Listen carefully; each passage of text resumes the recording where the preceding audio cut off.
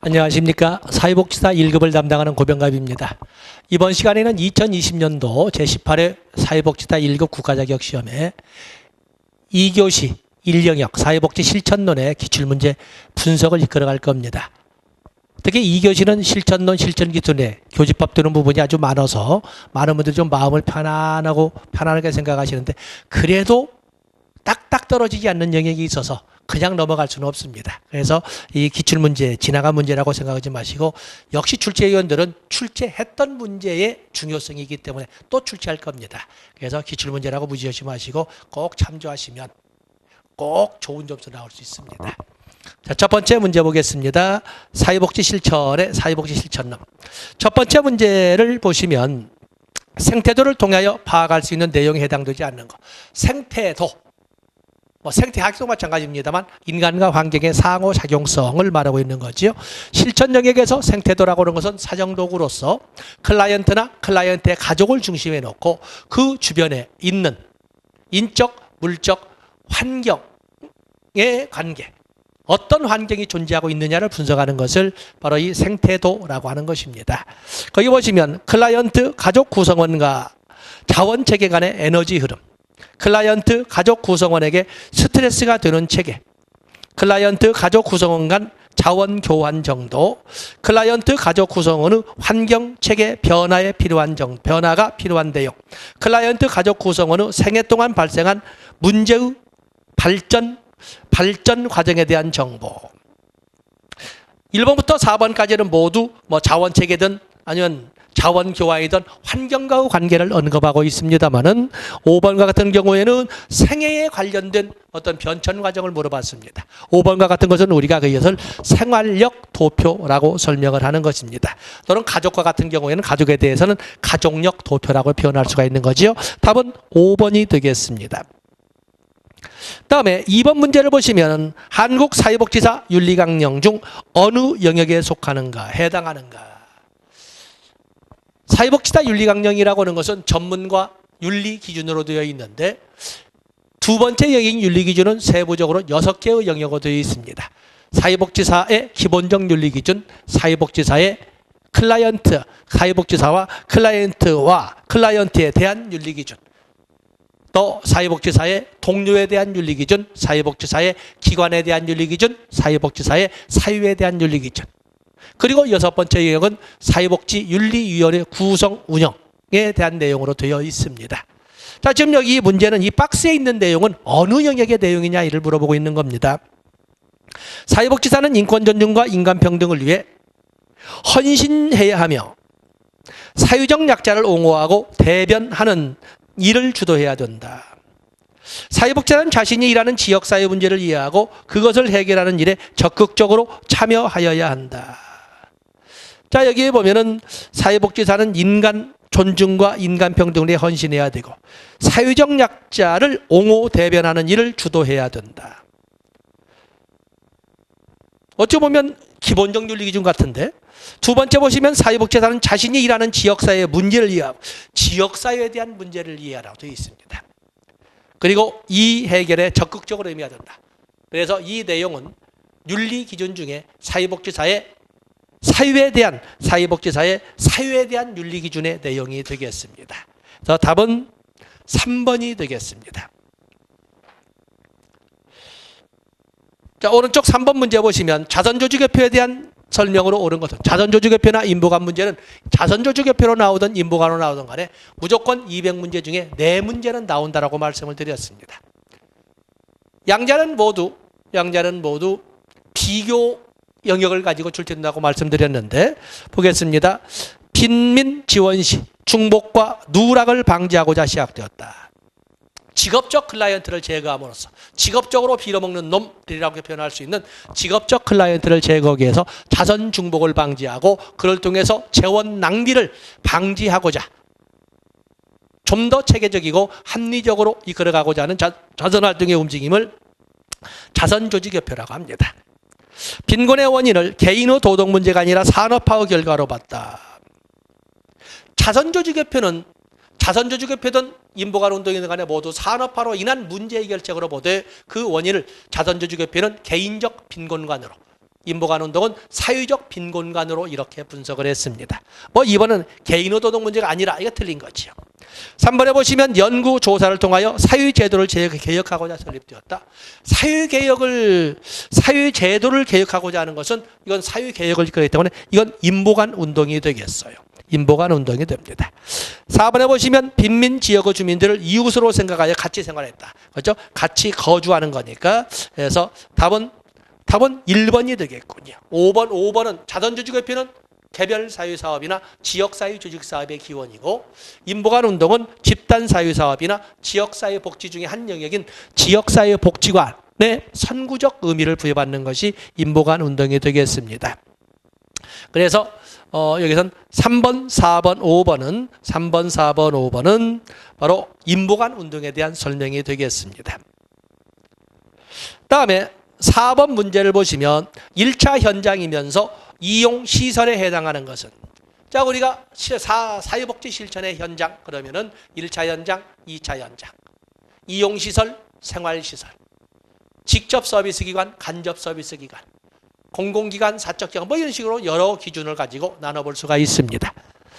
자, 제가 이걸 설명을 할 적에 이런 복합적으로 나온 문제일 때는 앞에서부터 하나하나 지어나가라고 그랬습니다. 이 1차 현장이냐 2차 현장이냐, 주 목적이 복지면은 1차 현장, 부수적 목적으로 복지도 존재한다면 2차 현장. 자, 거기부터 지어나갑니다. 장애인 복지관 1차 현장, 노인 복지관 1차 현장, 아동 양육시설 1차 현장, 그다음에 노인 요양시설 1차 현장. 5번에 정신건강복지센터라고 했기 때문에 1차 현장. 여기는 그냥 1차 현장 보겠습니다. 다음에 두 번째 문제 보겠습니다. 두 번째. 보건소는 2차 현장이죠. 1차 목적은 의료고 2차 목적이 2차의 복지도 들어있는 거니까. 자, 1번은 답이 될 수가 없습니다.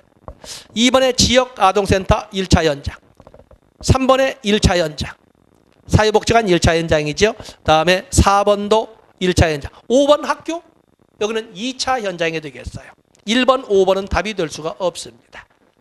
다음에 이번엔 이용시설이냐 생활시설이냐, 필요한 서비스를 제공받고 되돌아가는 것은 이용시설, 입소 또는 숙식이 같이 제공되는 것은 2차 생활시설이 되겠습니다.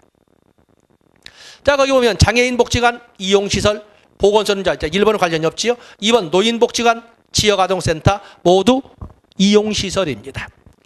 다음에 아동양육시설은 생활시설이죠. 입소하여 하기 때문에 노인요양시설, 공동생활가정 모두 생활시설입니다. 다음에 5번은 덮을 것 없고 답은 2번이 되겠습니다. 그래서 앞에서부터 하나하나 제거해 나가는 방식으로 접근하시면 됩니다. 다음에 하단부의 5번 문제를 보시면 브롬펜 브레너가 제시한 생태체계에 대한 설명으로 옳은 것은, 브롬펜 브레너는 생태체계로서 미시체계, 중간체계, 외부체계, 거시체계, 하나 더 온다면 시간체계도 이렇게 포함시키기도 합니다. 미시체계라고 하는 것은 직접적 접촉을 통해서 영향력을 행사하는 환경이나 여건을 미시체계라고 하고, 중간체계라고 하는 것은 2개 이상의 미시체계들 간의 연관성을 중간체계, 외부체계는 직접적 접촉은 없지만 한 다리를 거치던 간접적으로나마 영향력을 행사하는 것은 외체계, 그리고 거시체계는 문화와 같이 모든 체계에 영향을 행하던 가장 최상위의 포괄적 체계를 거시체계라고 하고 있는 것입니다. 자, 보겠습니다. 옳은 것은 미시체계, 개인의 일상생활에 존재하는 실제적 환경. 이 말은 직접적 접촉을 하고 있는 환경은 1차 미시체계가 되겠습니다. 다음에 중간체계, 개인이 직접 상호작용을 하지 않지만 간접적인 영향을 미치는 환경. 자, 이것은 중간체계라고 하지 않고 엑소시스템에서 외체계라고 합니다. 개인 내면의 심리적 상호작용, 내부체계란 말은 언급이 없습니다. 네, 3번은 다룰 것도 없고, 그다음에 개인이 속한 사회의 이념이나 제도의 일반적 형태, 이것은 거시체계가 되겠습니다. 다음에 5번에 보시면 개인이 직접적으로 참여하는 둘 이상의 환경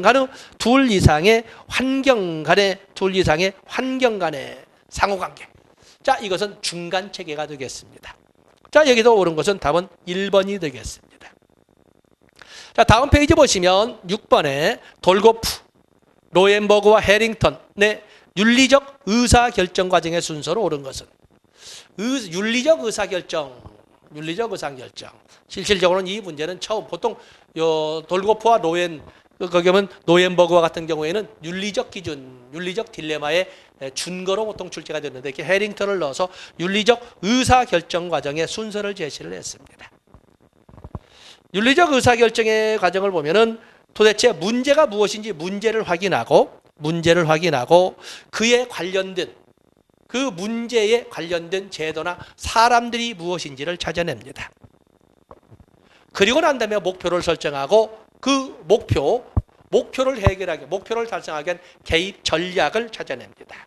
그리고 개입 전략의 대안들을 비교한 다음에 가장 적절한 전략을 선택해서 소위 수립을 하고 먼저 선택을 해서 실행하고 그리고 평가를 하는 것입니다. 자, 여기에 보시면은 가장 적절한 전략을 선택한다. 해당 문제와 관련된 사람과 제도를 확인한다. 목표에 따라 설정된 개입 방안의 효과성을 평가한다. 개입 목표를 명확히 한다. 자, 여기 보면 먼저 문제가 확인이 되고 나면 문제가 확인은 그 문제에 대해서 목표부터 설정하는 것이 아니라 문제에 관련된 사람, 어떤 사람이 관련되어 있고 어떤 제도에 연관되어 있는가를 보는 겁니다. 때문에 문제 확인한다는 없군요. 그렇다면 두 번째가 바로 해당 문제에 관련된 사람과 제도를 확인한다. 그리고 나서 그 문제를 해결하고자 하는 목표, 방향을 잡는 거죠. 목표를 설정하고 목표 해결에 관련됐다고 볼 수 있는 여러 대안을 선정해서 비교하고 그중에 최선의 대안을 선택했다. 전략을 선택했다. 이렇게 설명할 수가 있습니다.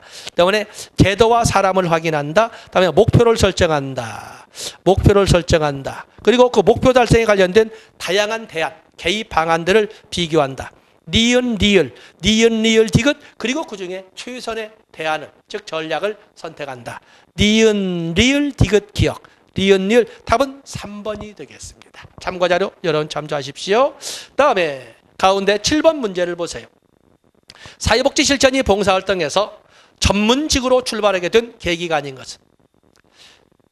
사회복지 실천의 반천사를 보면 사회복지 실천의 태동기 19세기, 사회복지의 전문직화 1900년대부터 1920년대, 그다음에 사회복지의 분화, 그죠? 분화해서 1920년대에서 50년대, 그다음에 부분 통합기지만 통합적 접근기 50년대부터 70년대, 그다음에 70년대 이후에 다양하게 이렇게 설명을 하는데, 사회복지 실천이 전문직화가 되는, 사회복지직이 전문직은 시기로서는 1900년대부터 1920년대라고 하지만 실질적인 전문직화가 도모되는 것은 1915년 프렉스너의 비판으로부터 시작이 됩니다. 보통 프렉스너의 신화라고 하는데, 프렉스너는 사회복지가 전문직인가 하는 화두를 끄집어내놓고 결론은 아니다라고 설명을 했던 거였어요.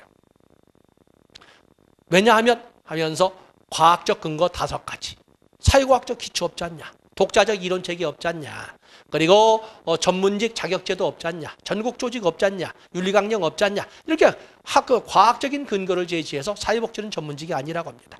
이에 발칵 뒤집힌 미국 사회복지계가 전문직으로서 유상을 갖추기 위한 노력을 하게 되는데, 그중에 중심적 역할을 했던 사람이 바로 리치몬드입니다. 1917년에 2년 후인 1917년에 리치몬드는 사회진단이란 책을 펴내면서 처음으로 사회복지 실천에 대한 개념을 정립을 합니다. 그러면서 프로이드의 정신분석 이론이 실천체계에 도입이 되고, 그러면서 전국 조직도 전국 대회도 열리면서 석사과정에 등장하는 이런 등등의 전문직으로 자리를 잡기 위한 이런 노력들이 경주되고, 그리고 전문직스럽게 유급 종사자 제도가 체계화되기 시작을 합니다. 바로 그런 내용입니다. 보겠습니다. 우회 방문자들의 활동에 보수를 지급하기 시작했다. 우회 방문자들을 지도 감독하는 체계를 마련하였다. 자선저주 개편은 교육 프로그램을 마련하였다. 카보트는 메사추세츠 병원에 의료 사회복지사를 정식으로 채용했다. 카보트가 이 메사추세츠 병원에 의료 사회복지사를 소위 채용한 것은 1905년이라고 합니다. 전통적 방법론의 한계로 인하여 통합적 방법론이 등장하였다. 지금 문제는 1900년대부터 1920년대를 물어봤는데 5번은 1950년대 이후를 말하고 있습니다. 여기에서 관련이 없는 거, 계기가 아닌 것은 답은 5번이 되겠습니다.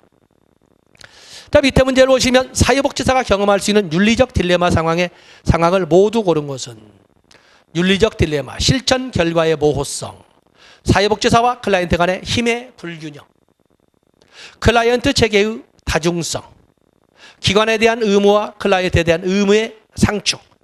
뭐 여기는 다군요. 다. 가치의 상충, 의무의 상충, 또는 클라이언트 체계의 다중성, 결과의 모호성, 또는 힘의 불균형, 뭐 이런 등등이 모두 윤리적 딜레마를 가져올 수 있는 하나의 근거가 되겠습니다. 답은 5번이 되겠어요. 자, 오른쪽 면에 9번을 보시면은 노인복지관의 사회복지사가 접수 단계에서 수행하는 역할로 옳지 않은 것. 사회복지 실천의 단계를 보면 접수 단계, 자료 수집, 사정, 그다음에 계획, 즉 계획을 목표 설정 및 계약이라고 하지 않습니까? 그리고 나서 개입, 그리고 평가 및 종결로 이루어집니다. 보통 우리가 접수 단계라고 하는 것은 접수 단계에서는 먼저 만남부터 시작되지요. 만남. 요즘엔 적극적 복지의 차원에서 적극적으로 찾아가는 만남, 사각지대 발굴이라든지 이런 소위 서울에 시작된 찻동이라든지 이런 적극적 만남, 니치아웃을 합니다. 그리고 나서 문제를 확인하고 문제를 확인해서 서로 관계성이 있다면 관계를 형성하면서 오리엔테이션을 하는 것입니다. 만약에 문제를 확인했는데 전문성과 전혀 관련이 없다면 정당한 권한이 있는 기관에 소개, 의뢰라고 하죠. 의뢰 또는 이송을 해야 되는 겁니다. 이게 바로 접수 단계의 과업이 되겠어요. 가족 간의 상호작용 유형을 조정한다. 가족 간의 상호작용 유형을 조정한 상호관계 유형을 조정하는 것은 이것은 개입 단계에서 나와야 되지 않겠습니까? 기관 및 사회복지사 자신을 소개한다. 원하는 서비스가 무엇인지 질문한다. 이름, 나이를 확인한다. 다음에 클라이언트의 저항감이 파악되면 완화시킨다. 그래서 자, 이런 과정들은 소위 문제를 확인하고 관계를 형성할 때 바로 이처럼 원하는 서비스가 무엇인지, 이름과 나이가 어떤지, 어느 정도 저항감이 있는 걸 확인하게 될 거예요. 답은 1번이 되겠습니다. 다음에 10번 문제를 보시면은 사회복지 실천 과정의 자료 수집에 관한 예시로 옳은 것을 모두 고르면 자료 수집, 실천 과정의 두 번째지요. 자료 수집. 다양한 방법을 통해서 자료를 수집하겠습니다만은 바로 이런 자료 수집, 그래도 아무리 뭐라고 해도 가장 신뢰로울 수 있는 자료는 클라이언트 본인으로부터 얻은 자료라고 하는 거죠. 가출 청소년의 가족관계 파악을 위하여 부모와 면담 실시, 진로 고민 중인 청년의 진로 탐색을 위해 적성 검사 실시, 이웃의 아동학대 신고가 사실인지 확인하기 위해 가정 방문 실시. 자료 수집 방법은 다양한 방법을 통해서 수집할 수 있다. 지금 그것을 문제로 뒤집었네요. 답은 5번이 되겠어요. 11번에 보시면 종결 단계에서 사회복지사의 과업이 아닌 것은 아주 언제나 나왔죠, 뭐. 그렇죠? 시기, 언제 종결할 것이냐, 종결 시점도 결정하고 목표가 달성됐는지 평가도 하고 이를 계속, 이 실천을 계속 이어가야 될지 이러하게 된 지속 여부도 결정해야 되고 여기에서 이 종결 단계에 아직 종결 단계에 부적응을 하고 있는 클라이언트의 정서적 영역도 좀 다뤄야 되고 또 필요하다면 또 다른 기관에 소개도 해야 되고 뭐 이런 것들이 전부 종결 단계의 과업입니다. 사후관리 계획 수립, 성과 유지 전략 확인, 필요시 타 기관의 의뢰, 종결 기준 및 목표 수립, 종결 기준 어떨 때 종결할 것이냐, 종결 기준 및 목표를 수립하는 목표 설정 단계 등 계획 단계의 과업이 되겠습니다. 종결에 대한 정서 다루기. 답은 4번이 되겠어요. 자, 여러분들이 페이지를 넘어가 보시면 12번이 있습니다. 다음은 사정 결과를 요약한 것이다. 사회복지사가 이후 단계에 가장 먼저 수행해야 할 과업은 사회복지 실천 단계는 접수 단계, 자료 수집 단계, 사정 단계, 그리고 계획 단계로 넘어갑니다. 계획 단계를 제 교재에서는 목표 설정 및 계약 단계라고 설명을 하고 있습니다. 그리고 나서 개입 평가. 지금 여기에는 사정 결과를 요약했으니까 이 다음 단계는 사정 결과를 바탕으로 해서 계획을 짜는 거죠. 즉 무엇을 달성할 것이며 어떻게 달성할 것인가를 설정해서 클라이언트와 관계를 명확히 구체적으로 맺는 겁니다. 목표 설정 및 계약. 그렇기 때문에 여기에 보시면은 경제적 도움을 요청하여 기관에 접수된 클라이언트는 경제적 도움을 요청하여 기관에 접수된 클라이언트는 성장기 확대 경험과 충동적인 성격 때문에 가족 및 이웃과의 갈등 문제를 심각하게 겪고 있다. 배우자와는 이혼 위기에 있고 근로 능력은 있으나 근로 의지가 거의 없어서 실직한 상태. 사실 이 내용이 중요한 것이 아니라 사정 단계는 바로 목표 설정 및 계약이라는 계획 단계라는 것을 말하고 있는 거예요. 계획 단계에서 가장 먼저 할 것은 무엇이냐? 부부 상담 서비스를 제공한다. 상담 서비스를 제공하는 것은 개입 단계가 되겠지요. 여기는 개입 단계가 되겠어요. 그다음에 분쟁 조정 개입 문제를 위하여 이웃과의 갈등 문제 해결을 분쟁 조정 위원회에 의뢰한다. 이것은 종결 단계에서 나와야 되겠지요. 원인이 되는 성장기 학대 경우에는 치료를 시작한다. 이건 개입 단계가 되겠지요. 근로 의욕을 높이기 위해 집단 프로그램에 참여하도록 한다. 이것도 개입 단계가 되겠습니다. 그다음에 클라이언트와 함께 다루고자 하는 문제 우선순위를 정한다. 이것도 개입 단계가 되겠어요. 그 중에 가장 먼저 수행해야 할 것은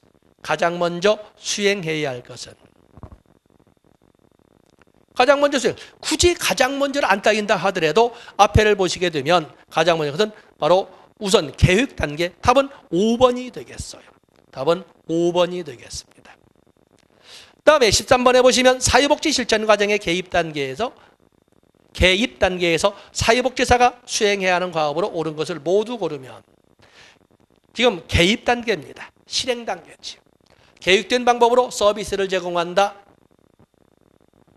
서비스 제공 전략 및 우선순위를 결정한다. 우선순위를 결정하는 것은 계획 단계가 되겠어요. 앞에 있던 15번 문제에서는 굳이 문제와는 관련 없이 그냥 가장이란 말도 관련 없이 바로 계획 단계를 물어봤습니다만 여기에서는 우선순위 나와 있지. 우선순위 결정은 계획 단계. 계획 수정 필요시 재사정 실시. 제공된 서비스에 대한 과정 및 총괄 평가. 그 때문에 여기에서는 답은 기억번과 디귿번이 되겠습니다.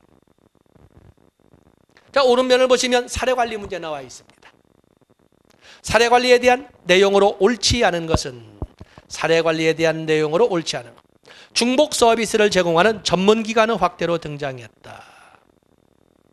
그렇죠? 사례관리의 대상은 누구예요? 복합적이고 다중적인 문제를 가진 개별 클라이언트예요. 여기는 성격으로서는 통합적 서비스 제공입니다. 클라이언트의 자율성 극대화 및 역량 강화.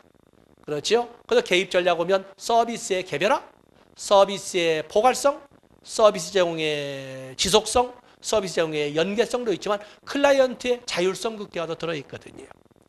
주로 복합적인 욕구나 문제를 가진 사람이 대상이다. 계획, 사정, 연계, 조정, 점검 순으로 이루어진 사례관리도 사회복지 실천의 한 영역이지 않습니까? 접수 단계, 자료 수집, 사정, 계획, 개입, 그리고 평가 및 종결. 그런데 사례관리는 사회복지 실천 중에 그 대상이 복합적이고 다중적인 문제를 가진 클라이언트이기 때문에 한 번 만남을 통해서 해결될 수 있지 않기 때문에 특히 개입 단계에서 계속 반복되는 점검 및 재사정 과정이 있을 겁니다. 점검 및 재사정. 그렇기 때문에 여기 보시면 단계를 보시면 계획이 먼저가 아니라 접수, 자료 수집, 사정, 그 다음에 계획이 되겠어요. 보통 사례관리에서는 자료 수집과 사정이 거의 동시에 이루어지기 때문에 그냥 사정이라고 합니다만 어쨌든 여기는 차례를 아주 완곡하게 함정을 봤어요. 답은 4번이 되겠어요. 다음에 가운데 15번 문제를 보시면 다음에서 사례관리자가 수행한 역할이 아닌 것은 사례관리자는 직접적 서비스 제공자의 역할도 하고 간접적 서비스 제공자의 역할도 이끌어갑니다. 사례관리자는 거기 수행한 역할을 보면 상담자, 2번에 중재자, 교육자, 중개자, 정보 제공자가 이렇게 나와 있습니다. 자, 거기 보시면 사례관리자는 박스입니다. 알코올, 가정폭력, 실직 문제가 있는 클라이언트를 면담하여 클라이언트의 다중성이거든요. 다중성을 가진 클라이언트를 면담하여 알코올 치료와 근로에 대한 동기를 부여하고 지역자활센터 이용법을 설명하였다. 또한 클라이언트의 배우자와 다른 알코올 중독자들의 배우자 5명을 집단으로 구성하고 알코올 중독의 영향에 대하여 체계적으로 가르쳐 주었으며 가정폭력 상담소에 연계하여 전문 상담을 받도록 하였다. 자, 거기에 보면은 두 번째, 클라이언트를 면담하여, 첫째 줄입니다. 클라이언트를 면담하여 알코올 치료에 대한 동기를 부여. 자, 여기는 상담가의 역할이 됩니다. 다음에 두째 줄에 지역자활센터 이용 방법을 설명하였다. 여기는 교육자의 역할이 되겠습니다. 클라이언트의 배우자와 다른 알코올 중독자의 배우자들의 5명을 집단으로 구성하여 체계적으로 영양에 대해 체계적으로 가르쳐 주었으며, 자, 이것도 교육자의 역할이 되겠네요. 가정폭력 상담소에 연계하여 전문 상담을 연계하여이기 때문에 알선, 소개, 연계 이런 것은 중개자의 역할이 되겠어요. 아닌 것은 여기선 답은 2번 중재자. 어떤 갈등이나 다툼을 조정하는 중재자는 관련이 없습니다. 답은 2번이 되겠어요. 자, 밑에 16번 문제를 보십니다. 사례관리 실천 과정 중 개입 실행 단계의 과업에 해당되는 것은 클라이언트와 서비스 제공자 간 갈등 발생 시 조정을 한다는 것은 전문적 뭐냐면 개입을 하는 거죠. 자, 이건 개입 단계입니다. 클라이언트의 욕구에 기초하여 구체적이고 명확한 목표를 수립한다. 계획 단계가 되게 목표 설정 및 계약이니까. 3번에 보시면 서비스 이용 제공자에 대한 적격성 여부를 판별한다. 이것은 그야말로 만남을 통해서 문제를 확인하고 관계를 형성할 것인가 의뢰할 것인가 결정해야 되는 거거든요. 이건 접수 단계 것이 되겠어요. 기관 내부 사례관리팀 구축 및 운영 능력을 파악한다. 자, 이것은 계획 단계가 되겠고, 클라이언트가 달성한 변화, 성과, 영향 등을 측정하기 위한 도구를 개발한다. 이 도구 개발도 역시 목표를 설정하고 계획을 수립하고 도구를 개발하고 하는 건 전부 계획 단계가 되겠습니다. 개입 단계에선 답은 1번이 되겠습니다. 자, 다음 페이지 17번 문제 나와 있습니다. 임파워먼트 모델에 관한 설명으로 옳지 않은 것은 역량 강화 모델, 권한 부여 모델, 임파워먼트 모델, 강점, 관점 모델 같은 문제로 풀어가시면 된다고 그랬죠. 클라이언트와 문제 해결 방안을 함께 수립한다. 그렇죠? 이 역량 강화 모델, 임파워먼트 모델은 사회복지사와 클라이언트 간의 동반자적 관계, 파트너십을 강조를 합니다. 대인관계, 제도적 차원에서 임파워먼트가 이루어진다. 임파워먼트 모델에서 역량을 강화시키는 영역에는 개인 차원에서, 제도적 차원에서, 그리고 대인관계 차원에서 모두 임파워먼트를 할 수 있다고 봅니다. 클라이언트와 협력관계를 확립하는 것이 하는 것을 중요시한다. 클라이언트와 문제와 부적응 개입에 초점을 둔다. 클라이언트의 문제와 부적응, 클라이언트의 문제와 부적응 개입에 영향을 미친다. 오히려 임파워먼트 모델은 문제에 초점을 두거나 부적응에 초점을 두는 것이 아니라 클라이언트의 강점, 클라이언트의 자원, 클라이언트 가능성에 초점을 둡니다. 답은 4번이군요. 개입 과정은, 임파워먼트 모델의 개입 과정은 3단계죠. 대화 단계, 발견 단계, 발전 단계, 이렇게 3단계로 이루어져 있습니다. 답은 3번이 되겠어요. 자, 가운데 문제 18번 문제를 보시면 핀커스와 미나한입니다. 핀커스와 미나한의 4체계 모델에 대한 설명을 한 것들. 핀커스와 미나한은 실천 현장에는 변화 매개 체계, 클라이언트 체계, 표적 체계, 행동 체계로 구성되어 있다고 주장을 합니다. 변화 매개 체계는 변화를 주도할 수 있는 전문 기관이나 시설 또는 전문가를 말하는 것이고, 그래서 변화 매개 체계 또는 변화 대행 체계라고도 합니다. 클라이언트 체계라고 하는 것은 도움을 요청하는 체계로서 위치를 가지고 있는 것이고, 표적 체계는 변화가 필요하다고 판정된, 인정된 체계를 바로 표적 체계라고 합니다.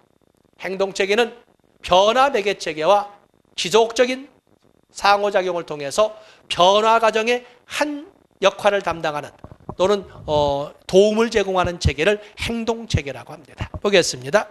이웃이나 가족은 변화 매개 체계에 해당된다? 아니죠. 이웃이나 가족은 그 변화 과정을 이끌어갈 때 도움을 주는 행동 체계의 지위를 갖습니다. 문제 해결을 위해 사회복지사와 상호작용하는 사람들은 그렇죠. 행동 체계입니다. 그다음에 비자발적인 클라이언트는 의뢰응답 체계. 의뢰응답 체계는 콤튼과 갤러 A가 제시한 6체계 모델에서 등장한 두 가지입니다. 전문가 체계와 의료응답 체계. 그 때문에 이건 전혀 관련이 없습니다. 목표 달성을 위해 변화가 필요한 사람들은 변화가 필요한 사람은 표적 체계가 됩니다. 전문가 육성 교육 체계도 전문 체계가 맞지만 이것도 핑커스와 미난의 4체계 모델에 적용되는 것은 아닙니다. 3번과 5번은 콤튼과 갤러에 의해서 등장하는 것이고 전혀 관련 없습니다. 답은 2번이 되겠어요. 다음에 하단부의 19번 문제를 보시면 사회복지 실천에서 통합적 방법에 대한 설명으로 옳은 것은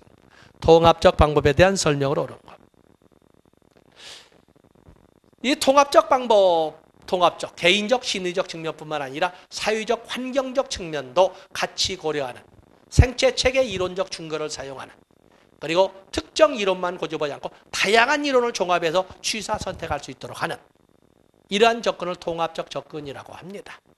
아주 미래지향적 접근도 합니다. 사례관리가 실천 현장에서 일반화된 이후에 등장하였다. 사례관리가 등장하는 것은 거기 나와 있죠. 사례가 된 1950년대, 60년대에서 보통 정신질환자에 대한 하나의 대안으로 등장한 것이 사례관리였습니다. 사례관리. 근데 문제는 통합적 접근, 이 사례관리가 활성화되는 것은 이렇게 50년대, 60년대 정신질환자를 이끌어가고자 하지만 처음 등장한 것은 1929년에 밀포드 회의에서 등장했다는 것도 알아주셔야 됩니다. 때문에 사실은 사례관리가 등장한 것은 벌써 논리적으로 달린 거죠. 등장하고 나서 일반화된 것이지 일반화되고 나서 등장한다고 할 수가 없습니다. 사례관리 자체가 통합적 접근의 한 방법이거든요. 그래서 사례관리의 방법에서 사례관리는 통합적 접근의 한 방법으로 등장한 한 이후에 일반화되게 되는 겁니다. 그래서 1번은 앞뒤가 바뀌었다라고 보시면 됩니다.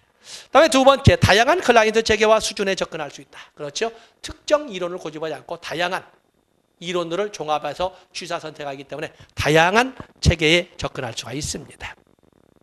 고도의 전문화를 통해 해당 실천 영역의 고유의 문제에 집중한다. 이것은 1900년대부터 1920년대를 거쳐서 이런 전문직화하는 그 시기적으로 맞지는 않습니다. 통합적 방법이라고 하는 것은 1950년대, 60년대로 보편하기 때문에 맞지 않고 4번의 전통적 방법에 비하여 다양하고 복잡한 문제 상황에 개입하기에 아주 적합합니다. 복합적이고 다중적인 문제를 가진 클라이언트를 대상으로 하는 거거든요. 다양한 유형의 클라이언트를 통합한다는 의미를 갖는다. 아니요. 다양한 유형의 클라이언트를 통합한다는 의미를 갖는 것이 아니라 여기는 복합적이고 다양한 문제를 가진 클라이언트를 대상으로 하되 개인적 심리적 측면뿐만 아니라 사회적 환경적 측면도 같이 고려한다는 의미지 여러 유형의 클라이언트를 통합한다는 이건 그럴싸하게 말은 그렇지만 그 말을 하는 것이 아닙니다. 답은 2번이 되겠어요. 다음에 오른쪽면 20번의 문제를 보시면 클라이언트를 개별화하기 위해 사회복지사에게 필요한 역량이 아닌 것은 언어적 표현에 대한 경청 능력, 비언어적 표현에 대한 관찰 능력, 질환에 대해 진단할 수 있는 능력, 편견과 선입관에 대한 자기인식 능력, 감정을 민감하게 포착할 수 있는 능력 다 필요한 능력이지만 사회복지사에게 필요한 거에는 질환 진단은 이건 의료인에게 필요한 것이지 사회복지사에게 필요하다고 할 수는 없습니다. 답은 3번이 되겠어요. 21번에 보시면은요. 사회복지 실천에서 전문적 관계의 특성에 관한 설명으로 옳지 않은 것은 전문적 관계, 클라이언트의 욕구가 중심이 된다. 시간적인 제한을 둔다.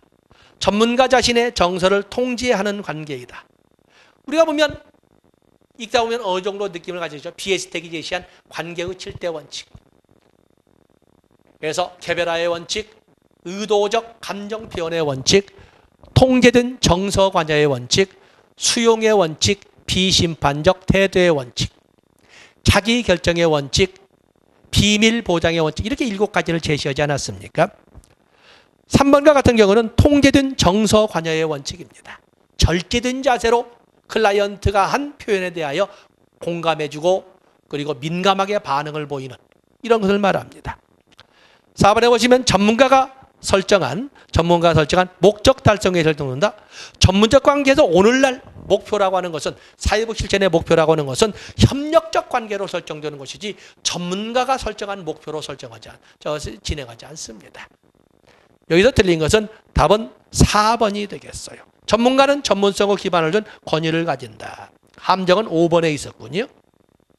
때문에 전문가는 바로 이런 권위도 있어야 되고 뚜렷한 목적이 있어야 되고 명확한 의사소통을 할 수 있어야 되고 수용, 공감적 이해 또 그런가 하면은 진실성 이런 것들도 다 가지고 있어야 됩니다. 답은 4번이 되겠어요.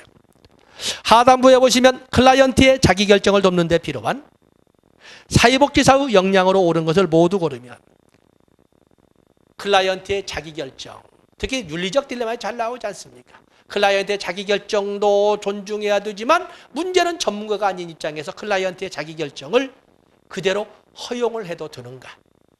적어도 진정 부모와 같이 사랑하는 온정주의적 입장에 있다면 전문가의 눈으로 전문가스럽게 분석한 것을 행하도록 해야 되지 않는가? 이런 것이 딜레마로 등장하게 되는 거예요.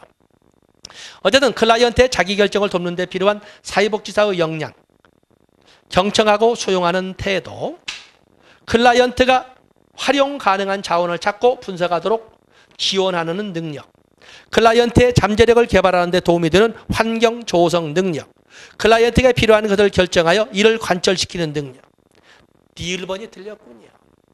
오늘날에는 클라이언트에게 옛날처럼 전문가라고 해서 사회복지사가 일방적으로 무엇을 결정해서 무엇을 하도록 지시하명하는 것은 있을 수가 없습니다. 더욱이나 지금 문제가 협력적, 동반자적 관계의 말도 아니고 클라이언트의 자기결정이라는 말로 문제를 끄집어내지 않았습니까? 그런데 D1번에 보면은 클라이언트가 필요한 것을 결정해서 이를 관철시킨다.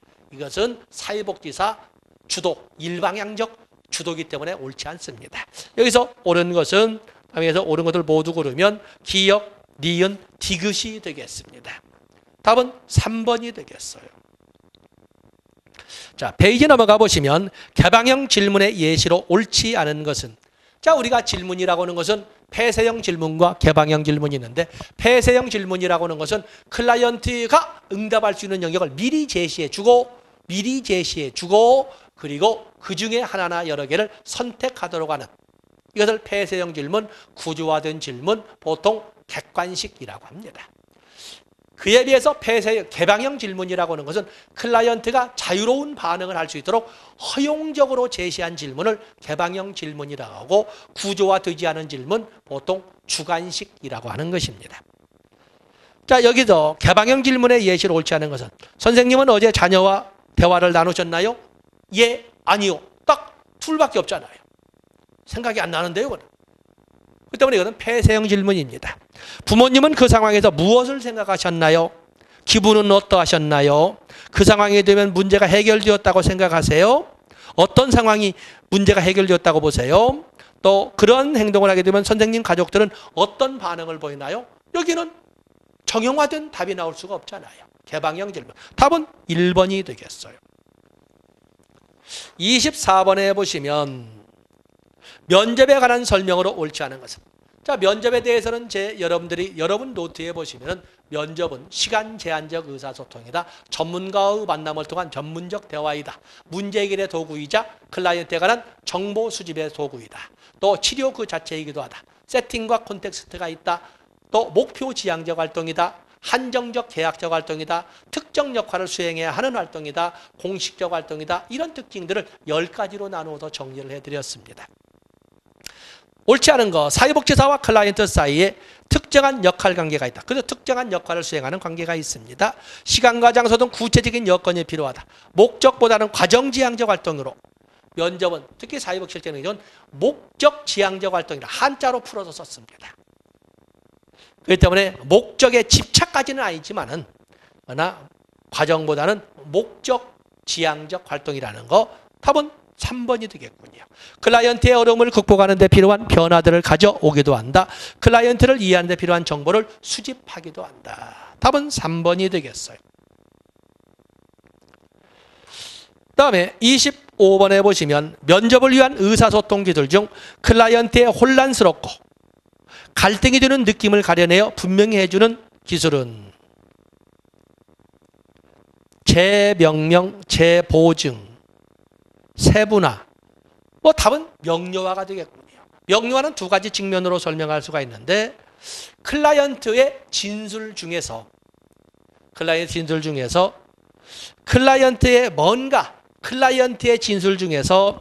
클라이언트의 혼란스럽고 갈등이 되는 느낌을 가려내어서 그 때문에 클라이언트가 혼란스럽기 때문에 사회복지사가 잘 이해가 되지 않는 영역을 가려내서 다 이런 내용을 말씀을 하셨는데 그중에 이 부분이 내가 잘 이해가 되지 않는데 좀 더 명확하게 다시 한번 설명해 주시겠습니까? 라고 요청하는 이런 기법을 명료화 기법이라고 하는 것입니다.